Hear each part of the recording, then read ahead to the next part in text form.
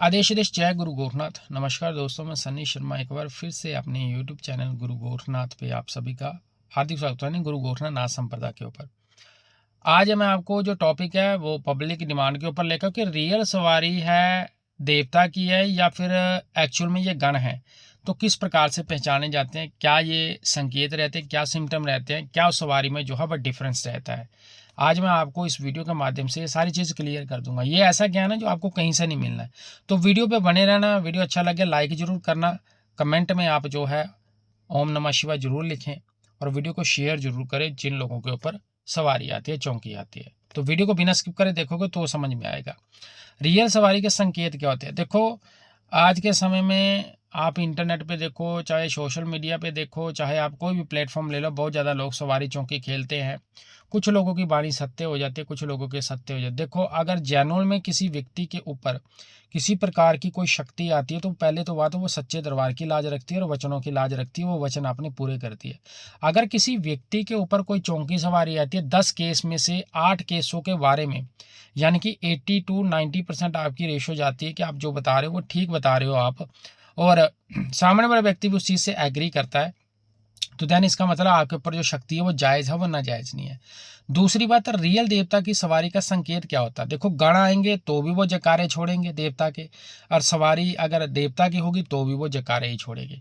Real जिस भी देवी देवता की आप साधना करते हो, जिस भी देवी देवता का आप मंत्र जाप करते हो, चाहे वो कोई भी हो।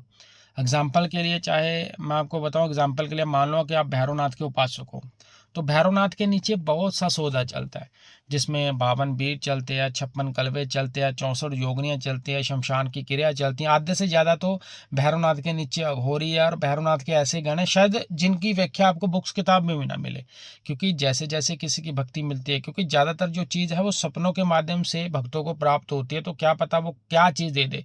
क्या पता कोई जिन्न दे दिया उन्होंने, कोई ऐसा गण ही दे दिया जो सृष्टि में किसी को नहीं पता है, वो सिर्फ आपके और भैरवनाथ के बीच में की जो है वो बात रह जाती है। तो मैं एग्जाम्पल के लिए समझा रहा हूँ आप लोगों को, आपने इस एग्जाम्पल को अपने ऊपर लागू करना है, तभी आपको समझ में आएगा। तो उस कंडीशन में क्या होता है कि जब आप भैरवनाथ जी की साधना कर रहे हो, भैरवनाथ जी का आप मंत्र जाप कर रहे हो और उनके द्वारा आपको कोई चीज़ प्राप्त होती है, अब वो आपके शरीर पे खेल लिया। अगर जैनुअल में वो भैरवनाथ होगा, जैनुअल में वो भैरवनाथ ही होंगे, तो वो जकारे सिर्फ जो है वो अपने उस्तादों पीरों के लगाओगे, ना कि बने उन्हीं के लगाएंगे। वो उनके नीचे वाली चीज़ के ऊपर कभी भी नहीं आएंगे। भैरवनाथ कभी भी अपने नाम का जयकारा नहीं लगाएगा, भैरवनाथ अपनी से नीचे वाली चीज़ का जयकारा नहीं लगाएगा। भैरवनाथ किसका जयकारा लगाएंगे? वो भोलेनाथ का जयकारा लगा सकते हैं, गुरु गोरखनाथ जी का जयकारा लगाएंगे, माँ काली का जयकारा लगाएंगे, यहीं पे आके खत्म हो जाएंगे वो। इसके अलावा ज़्यादा नहीं बोलेंगे वो, ठीक है। अब ये डिपेंड करता है कि कोई भी चीज़ आती है तो सच्चे दरबार की लाज रखती है, और कोई भी जितनी भी सवारियां हमारे ऊपर खेलती हैं, जो दुनिया के ऊपर आती हैं, सबसे मैं आपको बता दूं, एक शब्द जो है वो सबसे पावन और पवित्र है, जिसमें गंगा माता और श्री रामचंद्र जी का नाम आता है, ठीक है। तो श्री राम जी का नाम जो भी अगर जेन्युइन चीज होगी वो जरूर लेगी। जो चीजें नहीं बोलती अपने मुख से ऐसा नाम, वो तो सवारी ही नेगेटिव है।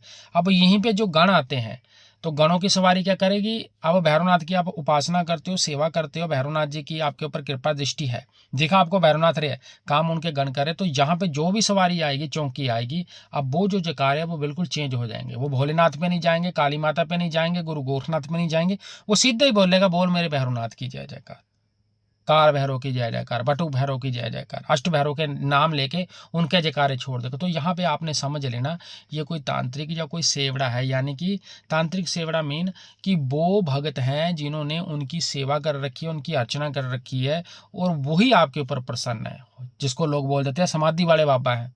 अब किसी नाथ की कोई समाधि लग रही हो, चाहे वो शराब, आप उसको शराब दे रहे हो, वो शराब पीता था या मीट खाता था, तो वो भैरवनाथ को उपासक था, आप उनको वो चीज़ दे रहे हो तो सबसे पहले वो आपके ऊपर आएगा। तो काम भैरवनाथ के थ्रू ही होने हैं, लेकिन काम उनके थ्रू होंगे। पहली अरदास आपकी उनकी तक रहेगी, वो आएंगे, सारा काम वो करेंगे, क्योंकि उन्होंने इबादत कर रखी है।